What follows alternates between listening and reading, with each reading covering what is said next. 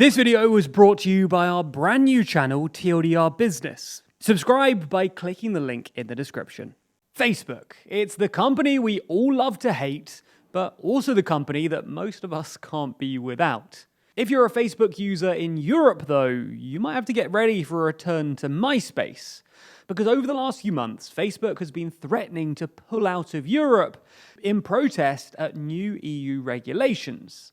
And this dispute between Meta and the EU has recently reached fever pitch. So in this video, we'll explain the basis of this disagreement and whether Facebook could actually leave Europe. To understand this dispute, we're going to have to start with GDPR regulations. Now, I'm sure you've heard enough about GDPR at this point, but stick with us because I promise this gets interesting. Under GDPR, the personal data of Europeans can only be transferred out of the European Union and European Economic Area if, quote, the European Commission has decided that the third country, that is, the country the data is being transferred to, ensures to an adequate level of protection for the data. Now, if the European Commission decides that a third party does indeed have adequate protections for their data, then they issue a so-called adequacy decision.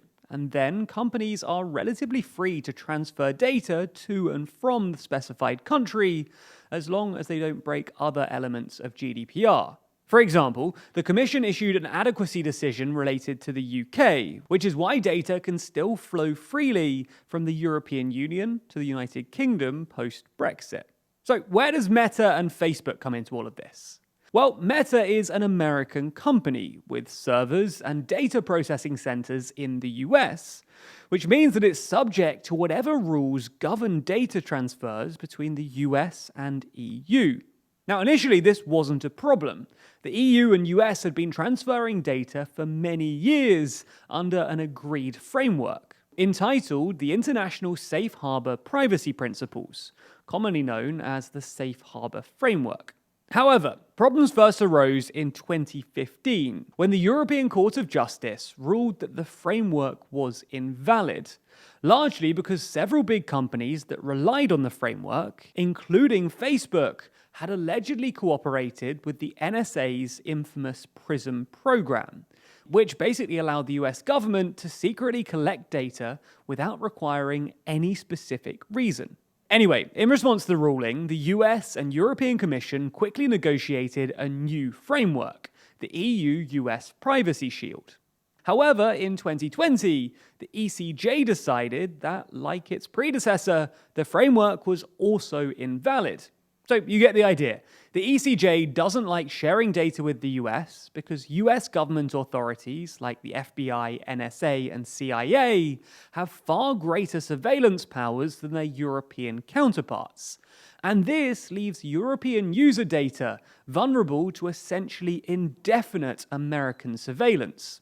Now, originally, this wasn't a fatal issue for Facebook, because Facebook transfers data using things called standard contractual clauses, which basically gives users more than the minimum levels of data protection.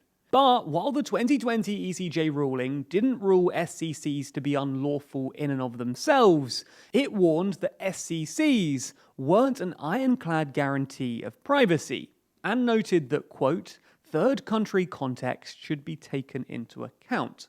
And that's why in September 2020, a couple of months after the ECJ's original ruling, Ireland's Data Protection Commissioner sent a preliminary order to Facebook to suspend data transfers from the EU to the US, suggesting that the SCCs didn't provide sufficient privacy protection for their European users. Now, Ireland's preliminary order didn't immediately change anything, because for the order to actually end up suspending SSC usage, it needed the backing of other regulators in the European Union. And to nobody's surprise, Facebook challenged the preliminary order, but their challenge was dismissed in May of 2021. Now, with Facebook's challenge dismissed, Ireland's DPC was now legally free to suspend Facebook's data transfers from Ireland to the US. However, a number of other European data protection authorities allegedly complained to Ireland about their decision. That's because they were worried that Ireland's decision-making could result in Facebook leaving Europe altogether, something that other countries weren't quite so keen on. And in the end, Ireland decided not to suspend data transfers. And that's sort of where we're still at now. European data regulators are currently trying to figure out a new way of dealing with Facebook's data transfers, leaving Facebook in a sort of regulatory limbo. Now, the US and EU did reach a preliminary political agreement on yet another Privacy Shield data protection agreement back in March of this year.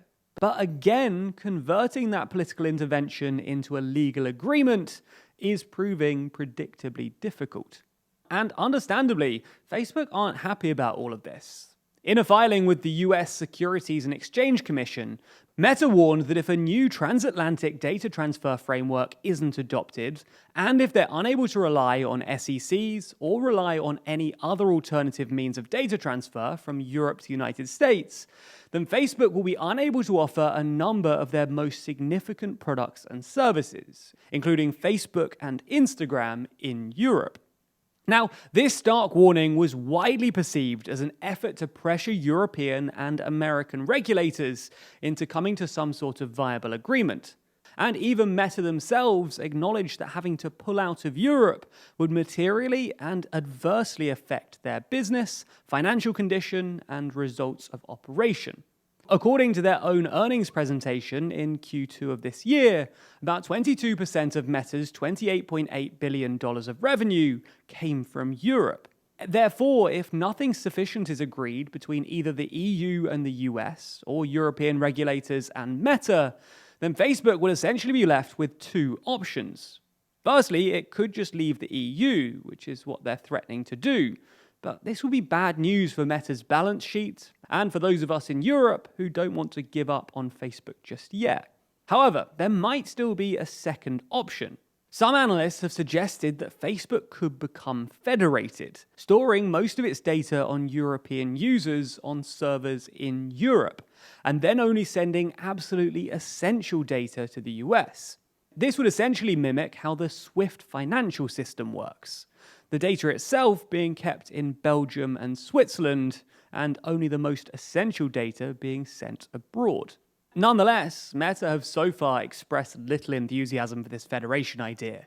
And if EU and US regulators can't come to a new agreement, which looks entirely plausible given their fraught legal history, then we could see Facebook leaving the European continent in the near future. Anyway, if you're interested in this sort of thing, then you should check out TLDR Business. That's our brand new YouTube channel where we'll be unpacking the politics of business, the people, companies, and brands who often hold more power over our world than elected politicians. Now, that channel is brand new, so we only have one video live right now, about the secret economics of porn and the rules that two secretive companies make that dictate the porn that can and cannot be made. However, we also have a load of other new videos coming soon, including a breakdown of the ideology of Elon Musk and what he stands for, a video unpacking how Apple spends its huge revenues and their $200 billion bank balance, as well as a video on TikTok, and if they're the ultimate Chinese propaganda tool.